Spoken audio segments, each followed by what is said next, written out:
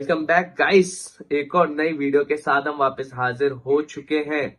भाई आज हमारे पास कुछ ज्यादा टॉपिक्स हैं बात करने के लिए। जैसे कि हमारे पास पहले तो हम बात कर लेते हैं ट्रांसफर्स के बारे में। तो भाई जो सागा चल रहा था बेंजामिन शेशको का, जिसके पीछे पड़े थे न्यू कासल और मैनचेस्टर यूनाइटेड, तो भाई वो लगता है फाइनली मेरे हिसाब से कि एंड पे आ चुका है। क्योंकि Benjamin Sesko I think has been agreed on the personal terms with Manchester United, और वो मैनचेस्टर यूनाइटेड मुझे लगता है जल्द से जल्द ज्वाइन कर ही लेंगे। एंड इन माय ओपिनियन भाई रास्मस हॉयलैंड को अब ज्यादा गेम टाइम नहीं मिलने वाला है। वो आए थे काफी सारे होप्स के साथ एज अ स्ट्राइकर बन के फॉर मैनचेस्टर यूनाइटेड, लेकिन बेंजामिन शेशको भाई उसकी जंपिंग एबिलिटी और उसकी जो फिनिशिंग एबिलिटी है वो काफी ज्यादा अच्छी है। उसी के साथ साथ वो अपने फुटबॉल और अपने फुटवर्क पे भी काफी ज्यादा अच्छे से खेल सकता है, और वो खेलता हमने उसको कई बार देखा है भाई। वो बहुत खतरनाक, और उसके साथ साथ ही वो सब उसका जो शूटिंग पावर है, उसकी जो फिनिशिंग है वो काफी ज्यादा एक बहुत ही अलग ही लेवल की है भाई। That which makes him a very unique striker कि भाई वो ड्रिबल भी कर सकता है, वो भाई बहुत ज्यादा हाई जंप्स मार सकता है, जिससे कि वो भाई ऊंचे से ऊंचे ज्यादा क्रॉस जाके हेडर मार सके।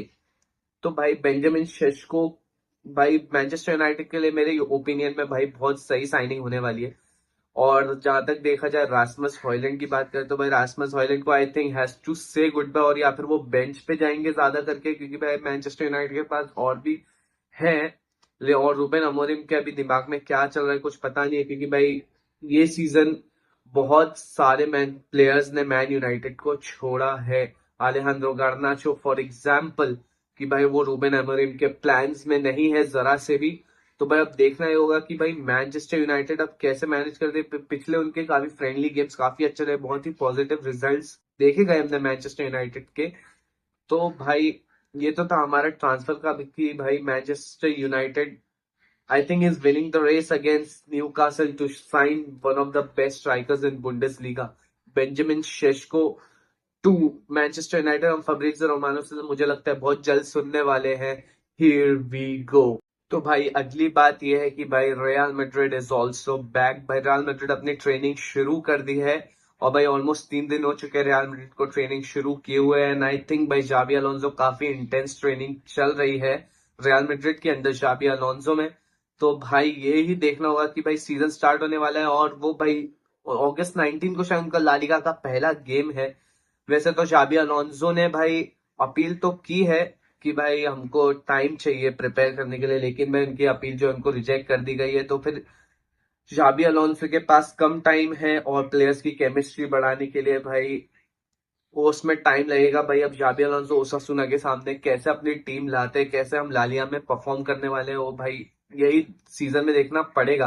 और जो उनका जो है स्ट्रक्चर जो रहेगा वो भी देखना है, और जो इस पूरे टाइम स्पेन में जो उनके अभी से लेके जो उनका जो लास्ट में जो ओसासुना से पहला मैच होगा उस टाइम के दरमियान जो होगा, वो वहां पे रियल मैड्रिड सिर्फ एक ही गेम खेलने वाली है, वो भी ऑस्ट्रिया साइड के अगेंस्ट। वही एक ही फ्रेंडली गेम खेलने वाली है। तो भाई जाबी अलोंसो को अपनी टीम टेस्ट करने के लिए, अपने अलग अलग नए कॉम्बिनेशन टेस्ट करने के लिए सिर्फ एक ही फ्रेंडली गेम मिला गया है। I think which is not right for Real Madrid and also for Xabi Alonso, क्योंकि भाई this is a new team Xabi is developing. और भाई ऐसी न्यू टीम को भाई एक टेस्ट करने के लिए और एक टेस्ट दिखाने के लिए कि भाई एक अपनी नई टीम जो है, तुम एक नई टीम मैनेज कर रहे हो, तो उसको भाई अपार्ट फ्रॉम द कंपटीशन तुम्हें फ्रेंडली में चेक करना है कि तुम्हारे नए नए कॉम्बिनेशन कैसे हो रहे हैं। तो तुम्हें एक टेस्ट करना है, तो भाई उसके लिए तुम्हें कम से कम 3 से 4 मैचेस लगेंगे। और जो बाकी टीम्स है उन्होंने अपने फ्रेंडलीज अच्छे से खेले हैं, और लेकिन रियल मैड्रिड के हाथ में सिर्फ एक ही फ्रेंडली है, और 19 अगस्त से ला लीगा स्टार्ट हो रहा है। रियल मैड्रिड का पहला गेम है अगेंस्ट ओसासुना।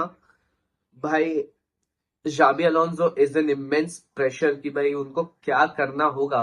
अगर मेरे हिसाब से देखा जाए तो भाई real Madrid the only thing they can do भाई कि जो फ्रेंडली आ रहे हैं उसमें जाबी अलोंसो जो अपने लिमिटेड जो रिसोर्स, लिमिटेड जो उन्होंने अपने गेम प्लान सोच के रखा है वो ट्राई करे, और भाई देखे कि क्या आउटपुट निकल करके आ रहा है। या फिर कुछ मेरे मैचेस अपने जो वो है, जो प्लेयर्स उनको अपने ट्रेनिंग में टेस्ट करेगी अलग अलग कॉम्बिनेशन के साथ कि भाई कौन सा कॉम्बिनेशन कैसे बैठ रहा है, ताकि हमें एक गेम के लिए एक व्यू मिल जाए, एक पॉइंट मिल जाए कि भाई हमें ऑफिशियल गेम में कैसे कर सकते हैं रियल मैड्रिड कैसे खेल सकती है against the real competition and the real games, कि भाई आगे चल के बहुत इंपॉर्टेंट टूर्नामेंट्स है और गेम्स भी है।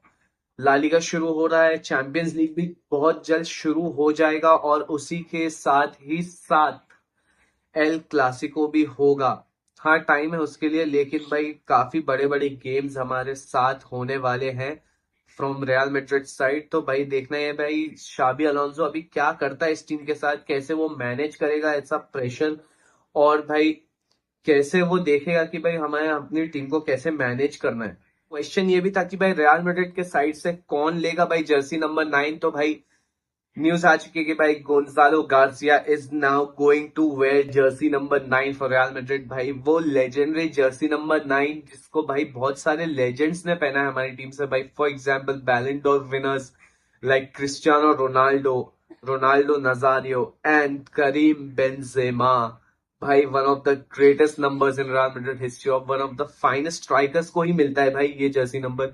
और भाई गोंसालो गार्सिया भाई जो कि शाइन हुआ at FIFA club world cup, लेकिन उसी के बाद ही उन्होंने ऐसा भरोसा जीत लिया शाबी अलोंसो का कि भाई उन्होंने जर्सी नंबर 9 ले ली है and he is the new number 9 of real Madrid.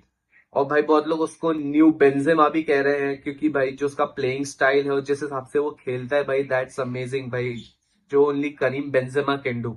भाई Benzema is one of a legends भाई, the second after Cristiano Ronaldo. भाई कौन समझेगा भाई, सबको लगेगा राहुल होगा या फिर कोई रोनाल्डो नजारियो वगैरह, लेकिन भाई he is Benzema, he is the one, Benzema is the one. भाई इसके 15 15 करके भाई इसका कितने सारे मीम्स बना ले, लेकिन भाई you can not deny that. और गोंसालो गार्सिया के लिए एक तरीके की अचीवमेंट है कि भाई इतना बड़ा और इतना प्रेस्टिजियस नंबर उसको मिला है at such a young age. भाई Gonzalo Garcia I think will shine under Xabi Alonso, क्योंकि एक तो उसको इतनी बड़ी जिम्मेदारी मिली है भाई नंबर 9 की जर्सी पहनने की। तो भाई अब देखना ये है कि भाई गोंजालो गार्सिया कैसे परफॉर्म करता है अब लालिगा में और बाकी के अपकमिंग कॉम्पिटिशन्स में।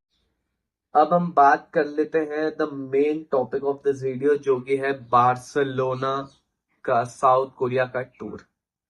अब भाई Hansi Flick Barcelona is back, pitch पे वापस आ चुकी है वही सेम स्पिरिट के साथ, वही सेम डिस्ट्रॉयर एबिलिटी के साथ, कि भाई बार्सिलोना अभी तक तीन तीन फ्रेंडलीज जो खेली है साउथ कोरिया टीम्स के अगेंस्ट, उसमें उन्होंने सबको भाई पछाड़ दिया, सबको एकदम खत्म कर दिया, they have destroyed by heavy score lines.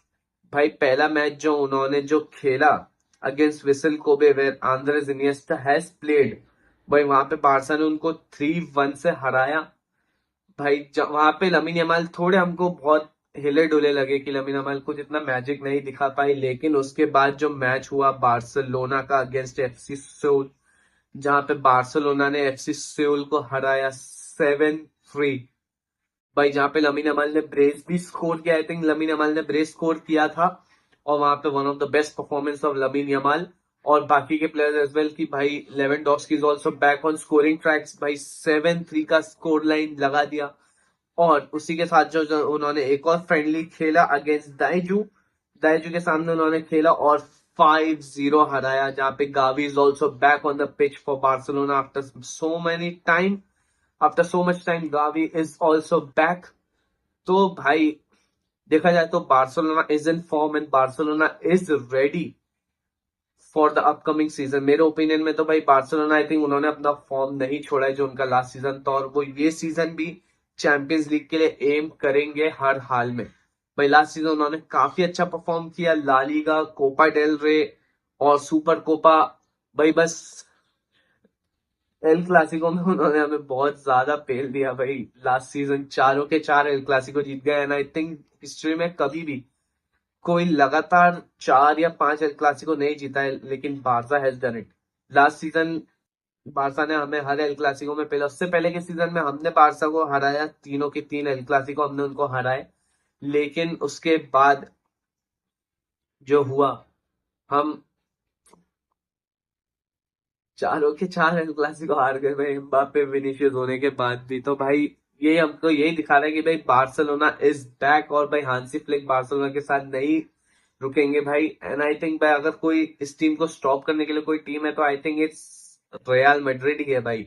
अगर रियल मैड्रिड को कोई स्टॉप करता है तो बाहर से, अगर बाहर को कोई स्टॉप करता है तो इट्स मैड्रिड, इट्स ऑलवेज भाई, और कोई बाहर का क्लब नहीं भाई। तो भाई यही था हमारी आज की वीडियो की भाई, हमने अलग अलग टॉपिक्स पे बात करी। तो भाई मैं आपसे मिलता हूँ न्यू वीडियो में, तब तक इस वीडियो को लाइक करो और चैनल को सब्सक्राइब करो। मैं आपसे मिलता हूँ न्यू वीडियो में, तब तक के लिए बाय।